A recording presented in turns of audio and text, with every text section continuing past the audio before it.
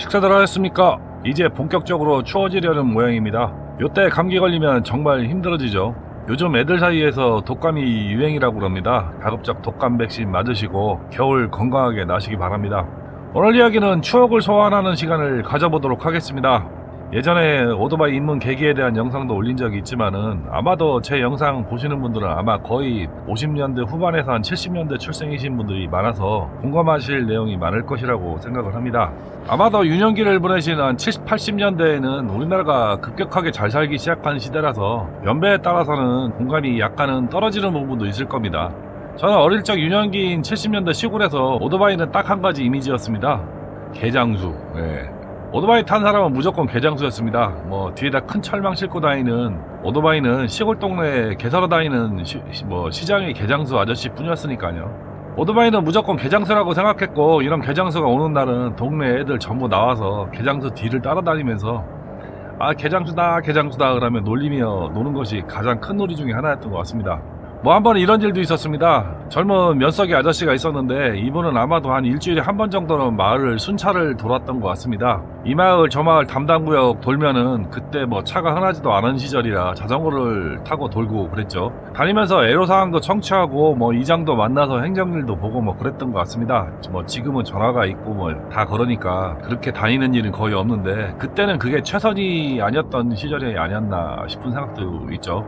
그러다가 면석이 아저씨가 오토바이를 사서 오토바이를 오신 겁니다. 그러니 동네 애들이 개장수를 따라 다니면서 놀렸던 개장수라고 했던 돋보는 일이 결국은 그 성격 좋던 면석이 아저씨가 막 화를 내면서 뭐라고 하던 기억이 납니다. 아유, 그분 지금 뭐하고 계실지 아마도 퇴직하고 편안한 여생 보내고 계실지 갑자기 궁금해지기도 합니다. 사실 70년대까지도 오토바이는 귀한 존재였습니다.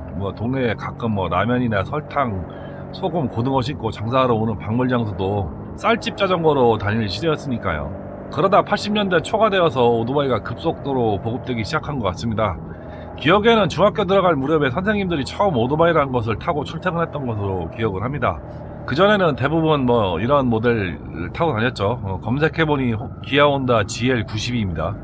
어디서 많이 보던 엔진 생김새죠. 사실 이것도 있는 선생님만 타고 다녔지 다 타고 다닌 것은 아니었던 것 같습니다. 한 학교에 많아야 한두 대 교무주임은 돼야 타고 다녔던 것 같습니다. 그러다 중학교 들어가던 한 80년대에 기아혼다가 대림으로 넘어가던 82년부터 오토바이가 흔했던 것 같습니다. 아마도 그 즈음 88이 보급됐던 시기가 아닌가 생각을 합니다. 대림 DH88 대부분 88을 타고 다녔고 젊고 나이 좀 있는 선생님들이 GL125를 타고 다닌 것으로 기억을 합니다. 밤색 도장에 연료통에는 금태를 두른 GL125가 지나가면 오 했던 기억도 납니다. 간혹 출근길에 뒤에 젊은 여선생님이라도 태우고 출근하면 그날은 학교에 난리가 나는 날이었죠. 실제 교장선생님 태우고 다니던 선생님과 나중에 결혼하신 선생님도 계시고 진짜 자동차 타고 다닌 선생님은 거의 없었던 것 같습니다. 교장 선생님도 걸어 다니던 시절이었으니까요. 통일자동차로 출근하는 선생님은 진짜 달리 보이던 그랬던 것 같습니다. 담임이었던 여선생님이 포니 하늘색을 타고 다녔는데 미대 나오고 미술 선생님이었었는데 남편이 아마 동아일보 기자고 그래서 그런지 자동차를 끌고 다녔는데 그때는 위상이 남달랐던 걸로 기억합니다. 그러다 86 아시안게임과 88 올림픽을 계기로 현대에서 엑셀, 기아에서 프라이드, 배우에서 르망이 나오면서 자가용 시대가 열린 것 같습니다. 제가 첫 차가 중고 엑셀5도어, 두 번째 차가 르망 GT였습니다. 저희 첫 오토바이에 관한 기억은 고등학교 1학년 여름방학 때쯤 제가 다니는 학교 울타리 바로 옆에 살던 친구, 맞습니다. 저랑 같이 라이딩하는 친구, 저희 학교 울타리 옆에 사는데도 제일 먼 학교로 다녔던 친구가 가끔 아버지 오토바이를 밤에 몰래 끌고 나와서 야밤 밤바리를 많이 했습니다. 그때야 그냥 막 달리는 거죠. 그리고 새벽에 몰래 들여놓고 그랬던 것 같습니다. 그 오토바이가 DH88이었습니다. 그러다 고등학교 3학년쯤 시티백으로 오토바이를 바꾸셨고 잘 나가는 만큼 행동 반경도 넓어졌고 장거리도 가끔은 다녔던 기억이 납니다. 가는 코스는 매일 대청댐 찍고 오기가 거의 대부분이었지만은 가끔 진천이나 조치원도 찍고 오고 그랬던 것 같습니다. 한 번은 크리스마스 이브에 진천 갔다가 빵꾸가 나서 눈 오는 밤에 밤새 끌고 왔던 기억도 나네요. 한 30km를 눈 맞으며 밤새 끌고 밀고 왔습니다. 또 사고도 많이 쳤고요. 그리고 대학을 가면서 오토바이에서 멀어졌고 군대를 가고 하는 과정에서 20대는 오토바이를 거의 못 타본 듯 합니다. 그러다 30대 초반에 회사 생활을 하던 중 우유 대리점 점장을 하게 되었고, 그러면서 배달하는 오토바이를 보고 오토바이로 우유 배달을 하면서 다시 오토바이에 자연스럽게 손을 댔던 것 같습니다. 시티백을 타고 겨울 골목을 누비고, 겨울에 귀에 동상도 벌려보고, 눈 온 비탈 골목에서 하루에 12번도 넘어져 보고, 어휴, 뭐 썰프로라고 하면 뭐 에피소드 뭐 책 2권은 될 듯 싶습니다. 그때 88에서부터 시티 에이스까지 다 가지고 있었죠. 2000년대 초반이 아마 시티백이 120만원에서 200만원대로 가격이 급격하게 올라가서 중국 가격이 뭐 4~50만원 하던 것이 뭐 100만원 넘게 갑작스럽게 오르던 시기였습니다. 그때 택트 중고는 뭐 20~30만원 했던 기억이 납니다. 그래서 우유 배달하시는 분들이 오토바이가 필요로 하기는 한데 오토바이 구입을 상당히 망설였었는데, 그때 제가 시골 오토바이 가게에서 폐차 시티백을 15만원에 사다가 옆 오토바이 가게에서 고쳐서 한 4~50만원에 되팔고 뭐 그런 짓을 많이 해봤죠. 그때 88 시티백은 일본산 엔진이라 사실 고장도 잘 안 나고, 고장 났어야 뭐 카브라타 노후로 인한 시동 불량과 배터리 불량 정도가 고장의 전부였던 것 같습니다. 카브라타 8,000원, 교환까지 하면 공인 포함 한 10,000원 정도 했고요. 실린더 피스톤 교환하는데 부품값이 한 5,000원 정도 했고, 교환까지 하면 15,000원 정도에 수리했던 것 같습니다. 아마도 수리점 사장님이 우리 사무실 오토바이를 한 20~30대 정도 전부 수리하시고 엔진오일 갈아주신 분이라서 그랬는지 몰라도 엄청 싸게 고쳐주고 그랬던 것 같습니다.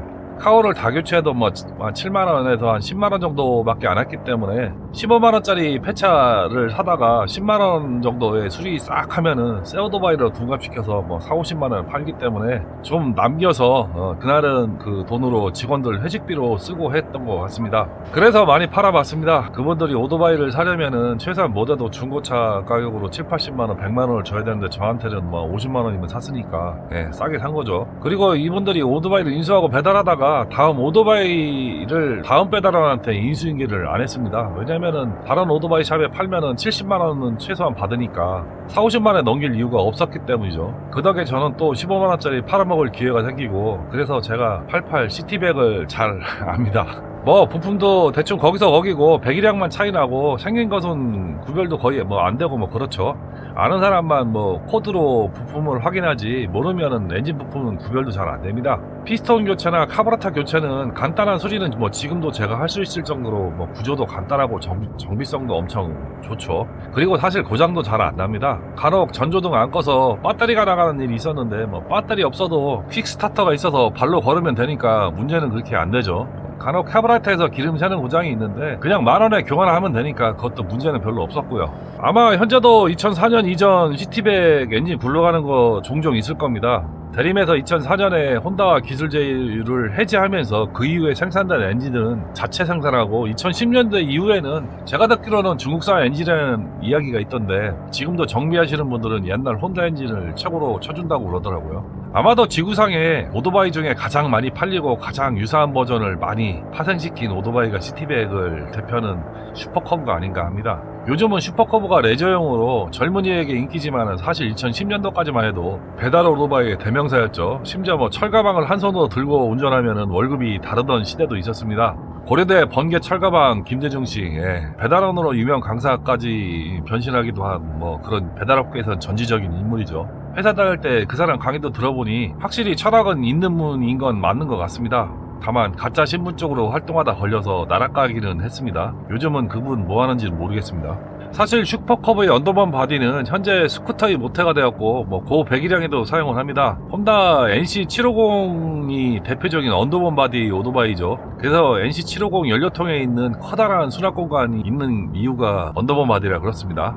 국내에서 슈퍼커브 발전사를 좀 알아볼까요? 뭐 내용은 나무위키 대림 시티 시리즈라고 치면은 나옵니다. 그걸 많이 참고를 했고요. 이것도 100% 믿을만한 내용은 아닙니다. 정확한 내용을 아시는 분들은 댓글 달아주시기 바랍니다. DH88은 우리가 보통 88이라고 하는 오토바이는 82년 출시를 했죠. 이게 아마 기아 혼다에서 대림으로 넘어가면서 대림에서 처음 발매한 오토바이가 아닐까 합니다. 어떻게 보면 시티 시리즈의 전신이고 90년대 중후반까지 생산됐던 걸로 기억을 합니다. 시티백은 88년도에 출시를 했다고 그러네요. 그리고 그 다음에는 이제 IMF 때 출시했던 시티 플러스가 있죠. 시티백은 뭐 어떻게 보면 페이스리프트 모델이죠. 뭐 요거는 특징적인 게 프론트가 드럼에서 디스크로 이제 변경이 됐죠. 바퀴가 이제 그 살바퀴에서 알루미늄 캐스팅 휠로 바뀌기도 했고요. 시티에이스 110은 2002년도에 출시를 했다고 합니다.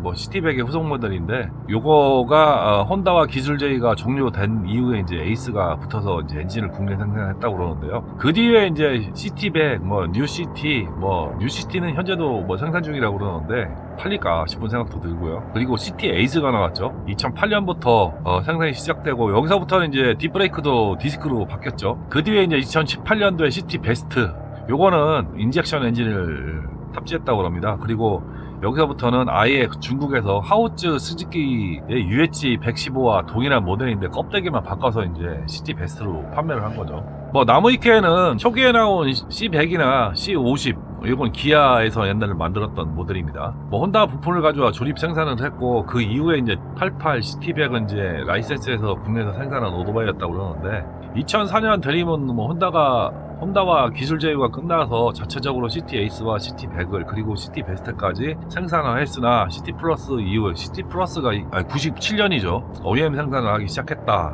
뭐 그리고 장고장으로 많이 고생을 했다. 뭐 이런 내용도 나오고 시티 베스트 같은 경우는 아예 하우츠 스즈키에서 뭐 OEM으로 만들었다. 뭐 이렇게 얘기를 하고 있는데 사실 뭐 2010년도 언저리부터는 대림도 국내 생산을 거의 안 했죠. 국내 생산 라인을 많이 없애고 마찬가지로 KR모터스도 인수하면서 점차적으로 국내 생산을 줄이고 2018년부터는 생산 설비를 완전히 중국으로 이전하면서 국내 생산은 거의 없다시피 지금 하고 있고요. 뭐 지금은 DNA도 뭐 대림부터 뭐 거의 생산을 안 했다는 이야기가 되죠. 현재 DNA 모터스 창원 공장은 DL 자동차의 한국탱이에 자리 잡고 있습니다. 창원 본사는 거의 뭐 창고 하나밖에 안 쓰고 있는 상황이고 충주로 공장을 옮긴다고 해서 지금 충주에 공장을 세우고 있다고 그러는데 솔직히 지금 현재는 공장이 없는 상태죠. 잘 모르겠습니다. 공장을 신설해서 생산 라인을 가동할지 아니면 창고로만 이용할지는 아무도 알 수 있는 방법이 없죠. 아마도 라인 깔기 좋은 전기 1륜차 조립 공장 정도는 운영할 가능성도 있는데 그것도 뭐 확실하지는 않은 내용이죠. 이제는 대한민국 바닥에 1륜차는 추억 속에나 있는 것인지도 모르겠습니다. 대한민국 오토바이 시장에 관해서 공부하고 유튜브 영상을 만들면서 느끼는 거지만은 참 갈수록 씁쓸하다는 느낌은 뭐 지울 수 없는 것 같습니다.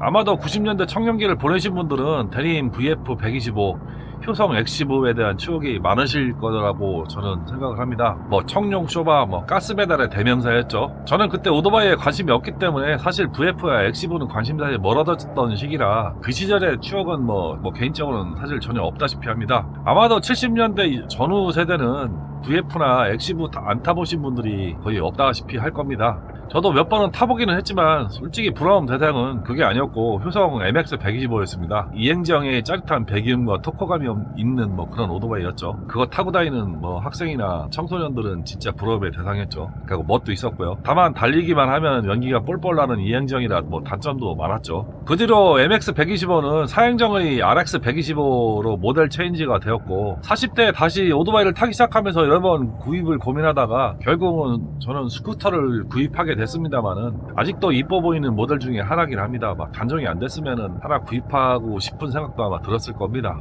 여러분은 젊었을 때, 어렸을 때 어떤 오토바이에 대한 추억이 있으신지요? 젊은 시절 많은 추억이 담긴 사연 댓글로 남겨주시기 바랍니다. 젊었을 때 추억이 있으신 분들이 현재도 오토바이를 타고 계신 분들이 많다고 저는 생각을 하는데요. 오늘은 그래서 추억의 오토바이 이야기를 한번 해봤습니다. 날도 추워지는데 건강관리 잘 하시고 오늘도 시청해주셔서 감사합니다.